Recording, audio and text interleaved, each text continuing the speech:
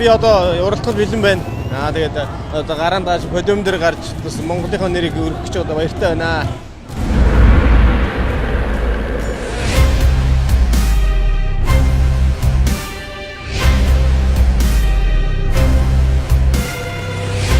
Манайхаас 2 тамирчин уралдаж байгаа. Тэгээд анартайгаа цуг энэ уралдах гарыг дуусгахын төлөө хичээнэ.